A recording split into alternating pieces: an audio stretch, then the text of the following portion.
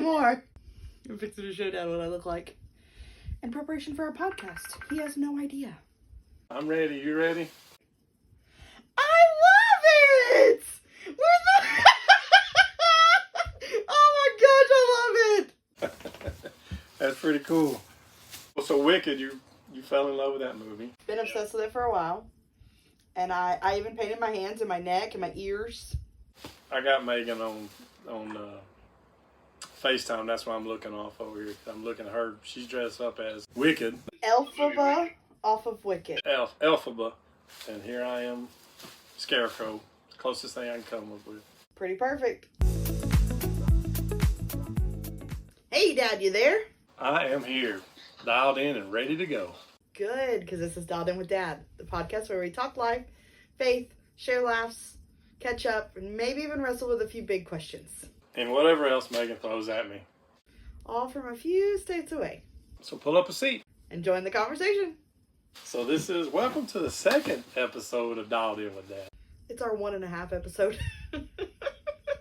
Yeah, 1.5 maybe. This is, we are, what do we call them? Amateurs. And we're having some technical difficulties on editing. So, but we're getting them dialed in with Dad. And we'll get those released here pretty soon. All right. So how was your day? It's good. I got to surprise everyone by being painted green. No one had any idea. There were several FaceTimes where I'd prop my phone up and I'd like step aside and like someone would answer it and I'd jump out and they're like, oh my heavens. Did you scare any kids? I did. My precious niece, your precious granddaughter, she kept saying, Geen, and wanted nothing to do with me. Mind you, she was painted orange because she's Chucky this year. So I said, you're orange. Chucky? The doll? She's spooky. She carries around a little bloody knife. Oh. I told them spooky kids couldn't come to my house for Halloween candy. But they're one of the very few ones I actually had come to the house. So Doc kept picking up my candy. Can I have another one? I said, you sure can, baby. I think Mama got a little bit candy, but I don't think we don't really expect to see any kids. When we first got to the trailer park, when we first got here in Port Arthur, there was kids all the time, and I ain't seen very many kids at all. There was a family that had a school bus stopped up there and pick up one of the kids, but I haven't seen them in a while, so I don't think we're gonna get any kiddos. So we'll get to eat some candy. Oh, I went all out. So something that I thought of today, I thought was cool. I looked some stuff up. This day in history. I don't know history. So October 31st, throughout history. So, and I got it on my laptop, so I can't remember a lot of stuff. So in 1968, October 31st, 1968, President LBJ, Lyndon Baines Johnson, ordered an end to the American bombing in North Vietnam. In 1941, Mount Rushmore was completed and took 15 years of construction. Do you remember going to Mount Rushmore? Yeah. We actually met. There's a guy there. He wrote a book. He was one of the guys, or one of the people that worked on it. Believe it or not, I don't remember how old he was when he started, but he was young. He was too young to be actually working on it. But they let him do some stuff until he got of age, and then I don't remember how old he was when we met him. But we actually bought a book that he signed, and it was pretty cool. In 1846, Nevada becomes the 36th state of the United States on October 31st. And another thing, or do you have anything you want to add in there? I barely know my own history. You don't know history? Your parents failed you. I'm pretty sure one of your parents loves history, loves to read anything historical. I think there's a weird one in there that reads every sign he ever sees. I don't know which one you're talking about. I wouldn't call them weird. Everybody's just a little peculiar. So, October 31st, I looked up some birthdays, some notable birthdays out there, and man, there was a lot of people, a lot of actors born on this date. at some point in time, and I didn't know. I didn't guess I realized you can be a TikTok star and be famous, whatever TikTok star means. There was something else that I saw. I was like, what? So yeah, if you become TikTok famous, I guess you're monopoly rich. I don't know how that works out, but in 2000, Willow Smith was born. Is that the daughter? In Los Angeles, California. Willow Smith is Will and Jada Pinkett Smith's daughter. I'll give you a name and you tell me if you know who this is. In 1967, in Dallas, Texas, Rob Van Winkle was born. And I'll give you a hint. He's a rapper. Rob Van Winkle's a rapper? Yeah. That's his real name. What's his stage name? It makes you think of... Are you Googling it? Don't Google it. No, I have no idea. All I'm thinking of is Rumpelstiltskin. I don't... Rumpelstiltskin? I don't know if that was a rapper. No, this guy, and you know him, you're about, what? His name, or his stage name is Vanilla Ice. What? Wait, what did you say his name was again? Yeah, Vanilla Ice. In Dallas, Texas, in 1967. And funny thing is, me and Mama, a month ago? Maybe a month ago, me and Mama we saw, it was Color Me Bad, I think it was, Rob Bass and Vanilla Ice concert over in Lake Charles, and we had a good time. I was kind of nervous because we could smell some left-handed cigarettes, as some people like to call them. I've never heard it called that. We had a great time. We didn't partake of the smoking, but there was definitely some smoking. It was an outdoors event, so it was. But we had a blast. We really had a good time listening to some of the music that we listened to as kids. In 1963, Rob Schneider, you know him, the comedian, actor. Which one is that? He's in Grown Ups, but which one is it? Mash. What else was he in, Mama? You remember Rob Schneider? What was he in? I don't remember, baby. Because I watched Grown Ups, but not a bunch. Is he a brunette or a blonde? Brunette. Darker haired. Maybe curlier? Mash. I don't remember. Yeah, so 1963. In 1951, you've heard of this guy, a well-known college football coach in Fairmont, West Virginia. We've been to Fairmont. Nick Saban was born on this day in 1951. And then, let's see, 1860, we're going way back there. 1860, a lady named Juliet Gordon Lowe. She was she's the founder of the Girl Scouts of the United States. And then this guy, somebody I'm kind of positive you've heard of, but he was born in 1451, an explorer out of Genoa, Italy, Christopher Columbus, born on this day, born October 31st, 1451. See, what's funny is every single time you say a year, I think of oh wait, that's not Christopher Columbus. What? Yeah, but that's not Christopher Columbus. What is that? No, baby, 1814 is just a few hundred years away from 1451. That's a song that what's that guy's name? Johnny Horton sang 1814. We took a little trip along Colonel Jackson. Yeah. Okay, well, I'm just mixing that up with in 1482, Christopher Columbus sailed the ocean blue, or whatever it is. There you go. 1482. Okay, so that was, me and you wasn't on the same page, because I was thinking of Johnny Horton song, and you was thinking of... Oh, no, I was playing the Johnny Horton song in my head, but I knew the years weren't wrong, but that was the jingle going to in 1482. What is something positive that has happened since the last episode? I've got a big one. I had a full-blown won't God do it moment. Won't God do it? I saw this video the other day of this lady, and heaven behold, I have been in this situation so many times myself. She's pulling up to a fast food place, and she said, Lord, if it's meant for me to have fast food tonight, there's going to be an empty parking spot. and this car pulls out as she pulls in at the very front, at the very front of the restaurant, and she says, "Won't God do it? Won't He do it?" And I swear that audio has been playing through my head the entire, like, last week. She was craving some food, and God provided a parking spot. She was excited. So the other day, I had this thought. Man, Ben is in the living room playing his video game, and that's where my office is. It's where I work. I put on noise-canceling headphones. I can't hear him. Whatever. We cohabitate in the same space because that's part of my love language. Any Hoosier, we have one other bedroom on that side of the house, and we've got this bedroom on this side of the house. And I was like, man, I could set a cute little chair in the corner of our bedroom, and I could film our podcast there. Hopefully, it would kind of cut out some of Ben's giggling and noise making in his game playing. But it would be really cute.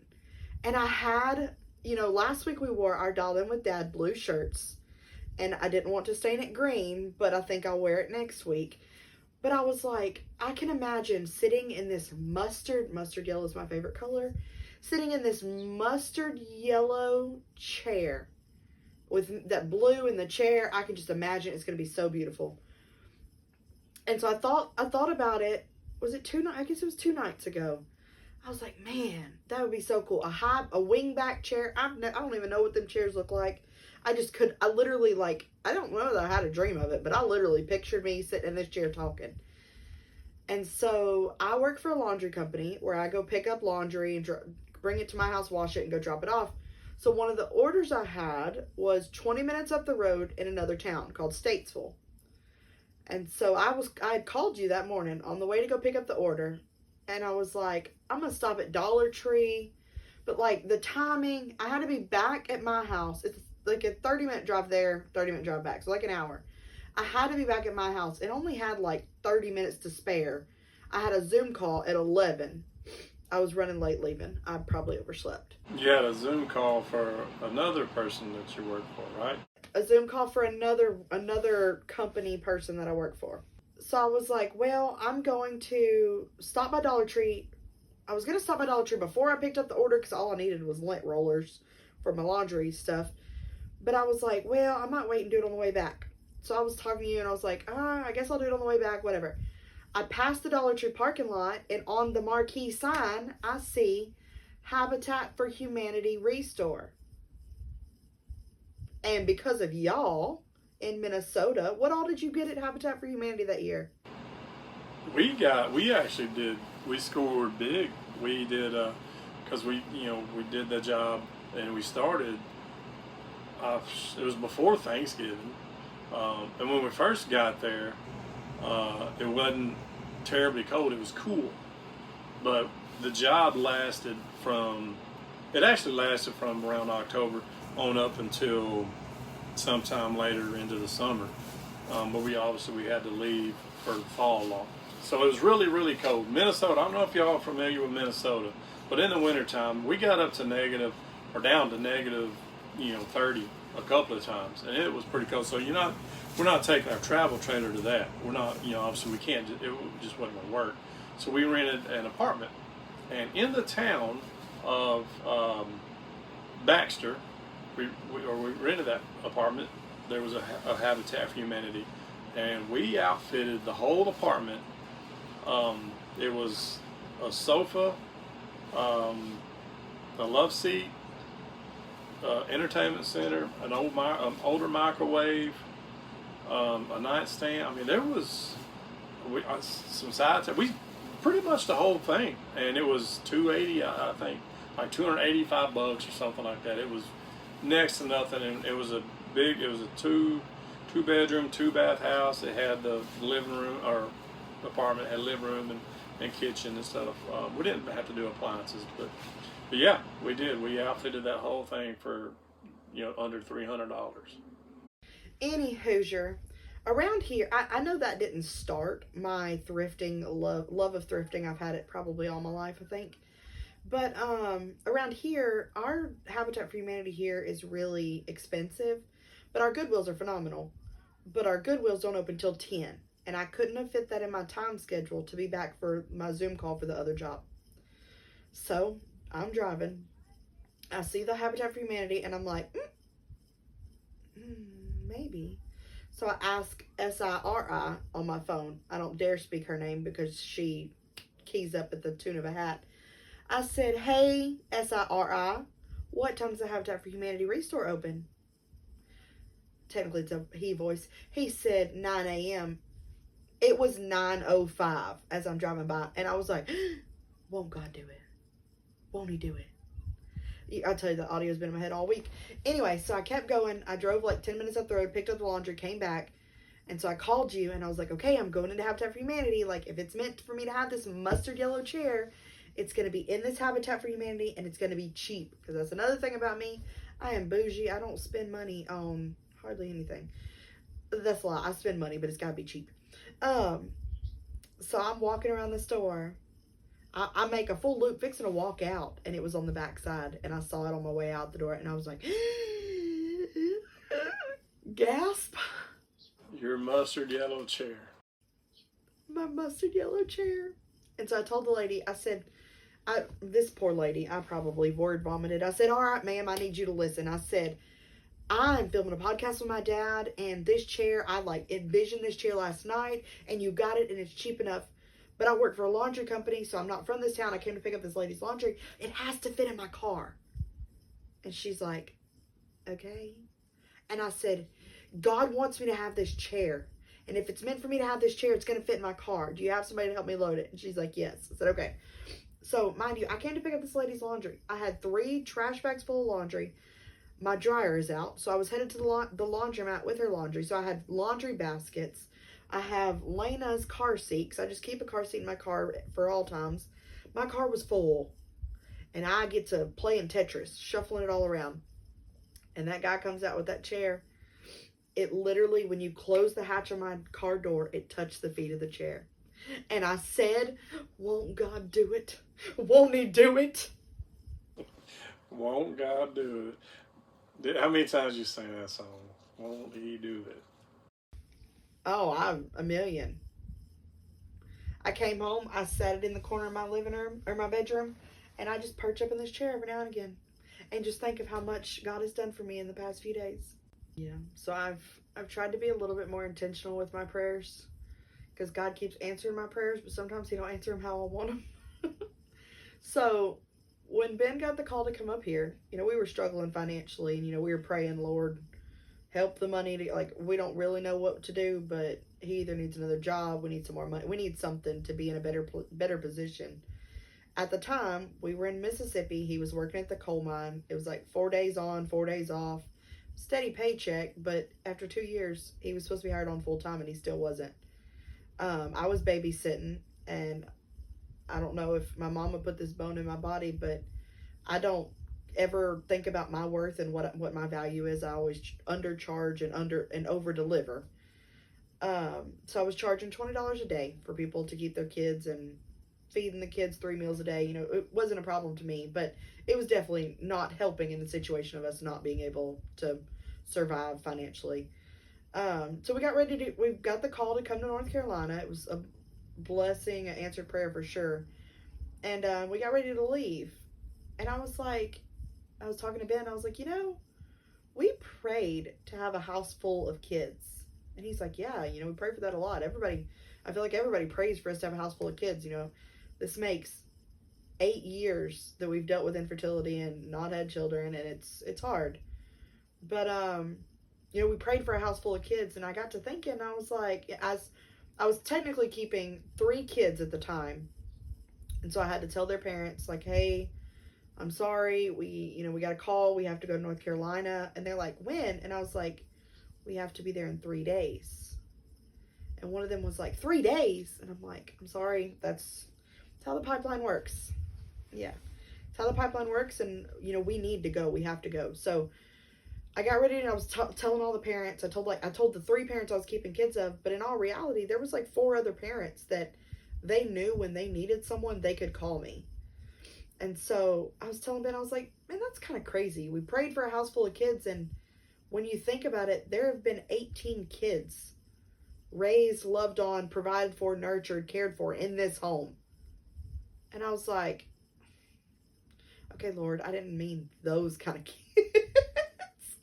I mean, my kids.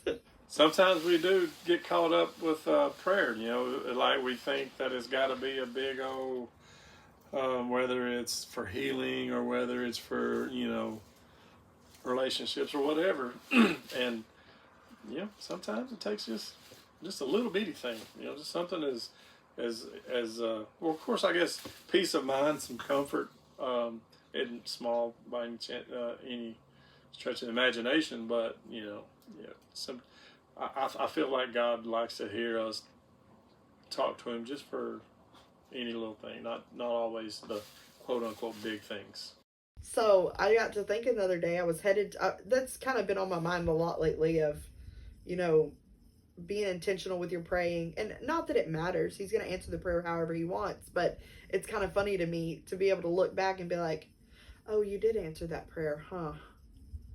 Maybe I should have prayed a little more specific. So on the prayer topic, the other day I was headed to the airport, and I don't know why, I was holding a pretty good bit of anxiety. Not about flying. Flying doesn't scare me. I absolutely love being in the air flying. But more so about my interaction at the airport. And I was nervous I was going to be late. I was nervous my bag I'd have too many bags. They'd be too heavy, all these things. And so I was praying. I told Ben, I was like, my flight doesn't leave till like 10. I got to be there at 9. I need to leave here at 8. So we get on the road and get ready to go. And 8 o'clock, I guess I didn't think about traffic. We get on the road and it says estimated time of arrival 8:54. And I'm like, that's going to be too close. Like, it's going to be cutting it way too close to my timeline that's going on in my head. I'm freaking out. So I start praying, Lord, please help me to make my flight. Please help me to make my flight. Please help me to make my flight. And then I was reminded of the 18 kids in my house. And I was like, wait, Lord, please help me to make my flight of the predetermined time of 10 a.m. My scheduled flight at 10 a.m. I said, because the way it's comical to me, but it's astonishing too.